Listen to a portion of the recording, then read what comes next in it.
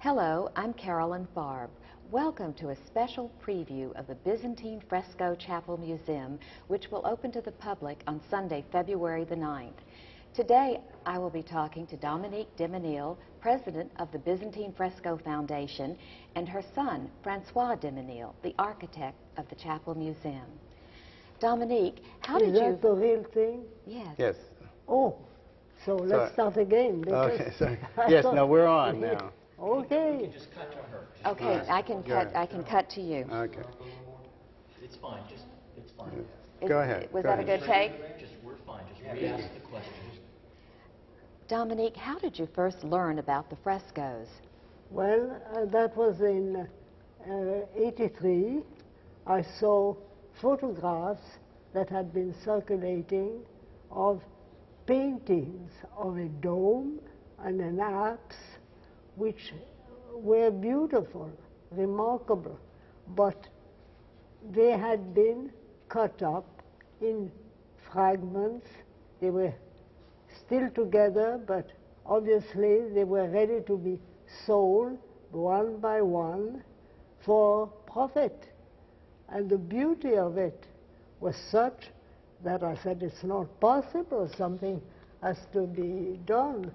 So we tried to find, we had a wonderful lawyer, Herbert Brownell, who had been Attorney General during Eisenhower, and so he started to work, and he wrote to 9 countries where those frescoes could come from. Did you travel to Munich, Germany first to have a meeting with people that said Well, that they... We always went step by step, and in a very open, official way, very honest. First we had to find out where those paintings came from. The authenticity. Well, of course. Yes. So out of the 9 countries, 3 thought they might come from them, but only Cyprus was able to show the proof because they had made a survey of their treasures before. So we wrote to the Republic of Cyprus and to the Church of Cyprus, and we made appointments, and we went and visited them, and with their not only encouragement, approval and encouragement, we paid the ransom and took hold of the pieces. And then did you send the pieces to England for restoration? That's right. Tell us a little bit about that. Well, that's quite exciting because we went to what was considered one of the top-notch restorer of icons.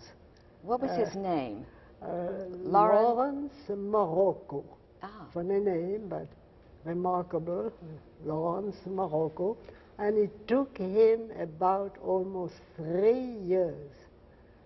So difficult it was, because we at that time had a diameter, but you see, if you consider an orange, you don't know if you've cut the orange in the middle or somewhere else. So it was where the robbers had cut the frescoes from the ceiling, and you had a lot of things to determine in reference to this. Yes, to get the right. proper dimensions. And it could not have been done years, let's say 20 years before, because it needed computers and it needed all those substance today that give in, because if you put a piece of paper around a round surface, it does not stick to it.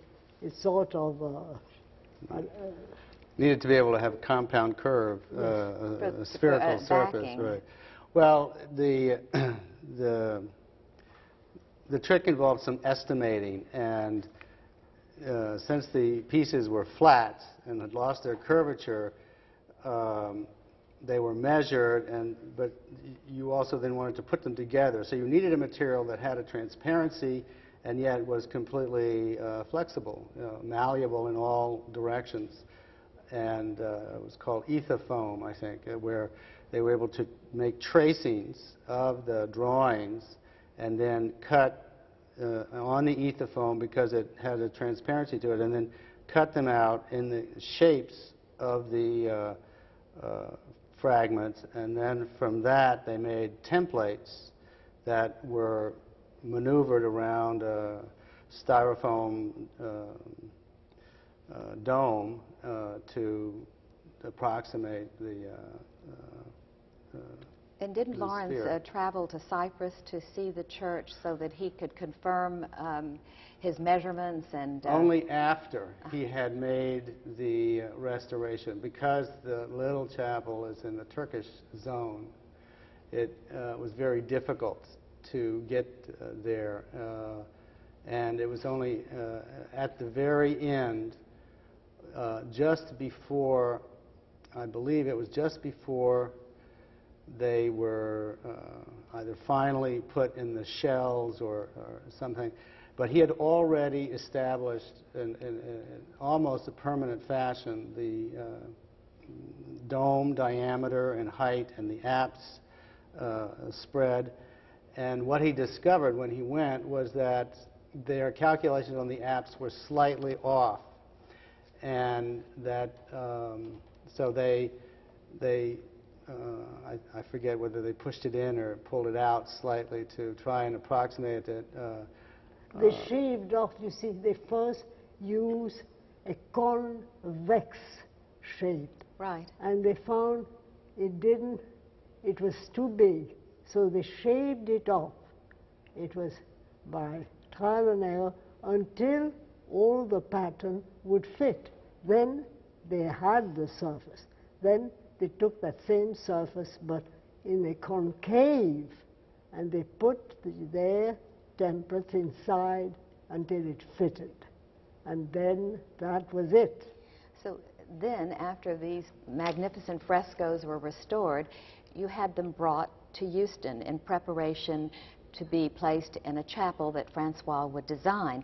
Who worked out the arrangements with the Church of Cyprus about the frescoes remaining here in the United States, and in particular in Houston? Well, we've been in touch all the time with the Church of Cyprus, and we never denied. We said, they're yours forever and ever. And I think it's our honesty that makes the thing possible. They own them, but they own them like you own an embassy. They are theirs, but they own them in Houston. It's uniting Cyprus and America. That's right. How is the chapel funded? Oh, who funded it? How is it funded, yes? Oh, by lots of people, you see. Do we still need to raise more yes, funding and perhaps for an endowment? Yes, we still, the endowment is $1 million, and we still have to raise the endowment, but we've funded the chapel. There was contributions from, generous contributions from the Brown Foundation, the Houston Endowment, many foundations, many individuals, so it has, it seems, a large It belongs to the support city. base. It belongs to the city. What a tremendous gift from the Menil Foundation. And what was your inspiration in designing the chapel, Francois? Well, Francois saved me, you know, from just building a ridiculous little replica in cinder blocks of this famous Lysi Chapel. And he asked to study, so that was another 2 years you took to almost. Anyhow, well, it took some time. It took some time.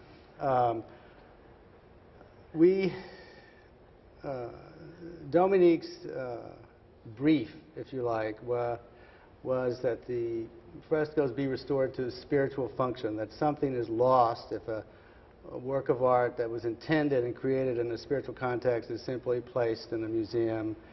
And so the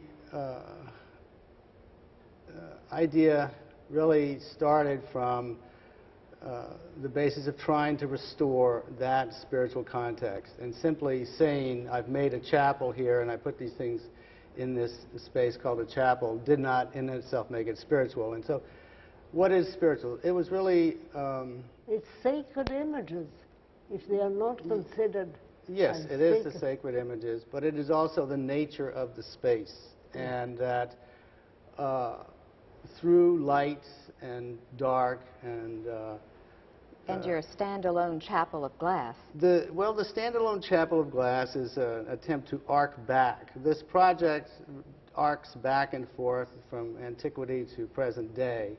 The exterior building is a contemporary building that is protecting, if you want, the interior, which is a reference to the original structure. So it arcs back and forth, and the glass chapel is based on the original. It is abstracted, but the geometry of the dome and the apse dictates the spatial relationship that they need. And we wanted a material that was at once something that had a presence, but yet was not opaque, because there was so much of it in relationship to the two frescoes. But yet you needed all of that surface. And so the glass became the ideal material because of its sort of immaterial materiality, and it really then transformed the body of the Lysi Chapel into sort of an apparition, if you like, that is floating in this space.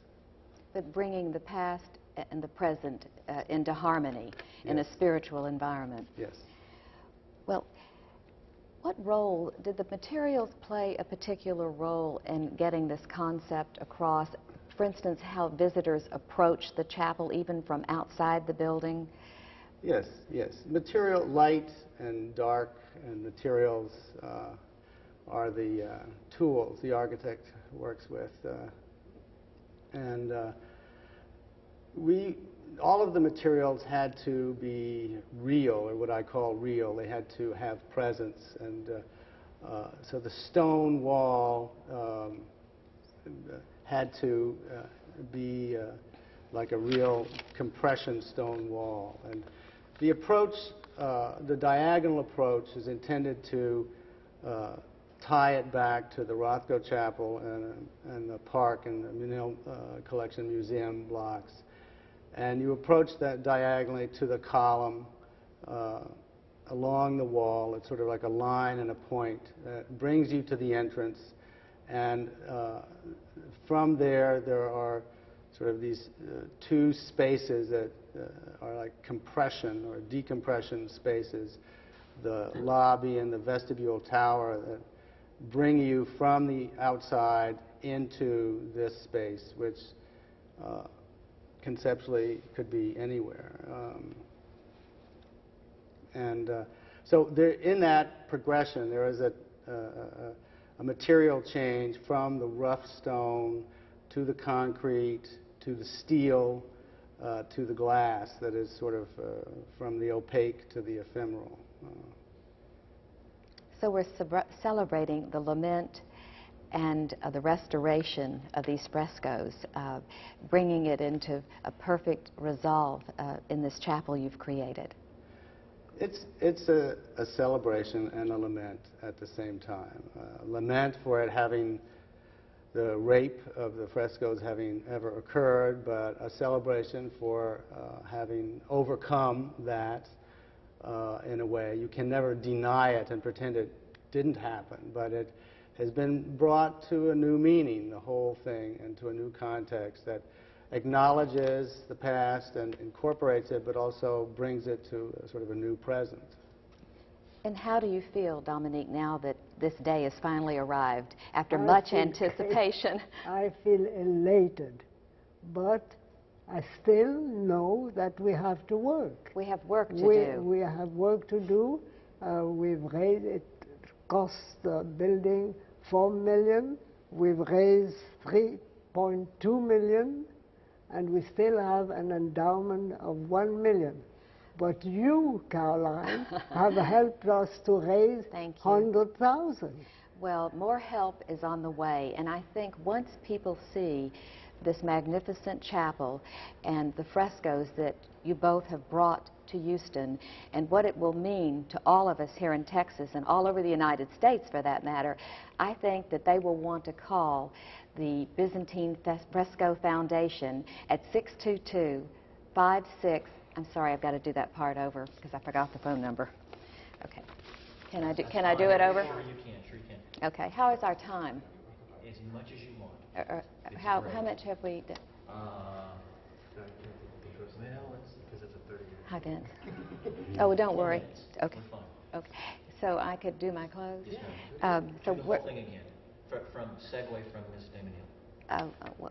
it has been, this is a wonderful gift both of you have brought, and your foundation and board members, to the city of Houston and to all of the United States. And I know people will be coming to our city from all over just to view this very special chapel with these magnificent frescoes. And for those in our viewing audience, if you want to support the Byzantine Fresco Foundation, please call 622-5652. And if you would like more information, please call that number as well. Thank you for joining us today for this special preview of the Byzantine Fresco Foundation Chapel Museum. Thank you. Do I need to do it again? Nah. You sure? Okay, because you got six.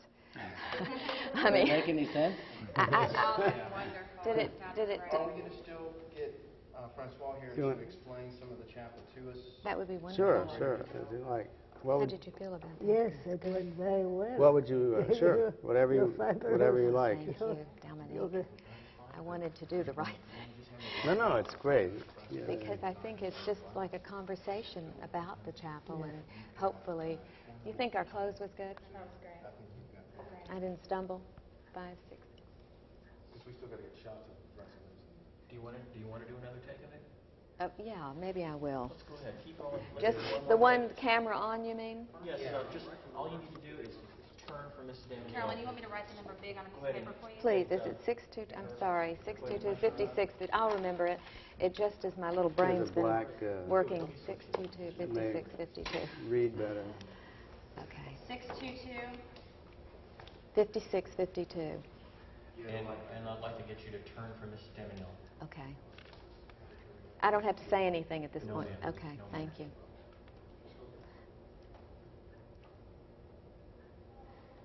Ready? Shall we say that we still have needs, that the chapel... No, they're just going to film her closing statement, Okay. so we just have to be Good. quiet and attentive. Thank you, Francois and Dominique, for allowing us to have this special preview of the Byzantine Fresco Chapel Museum. For anyone in the audience that would like to support the Byzantine Fresco Foundation, please call 622-5652. And if you'd like information, call that number as well. But please be sure to visit the museum. Thank you.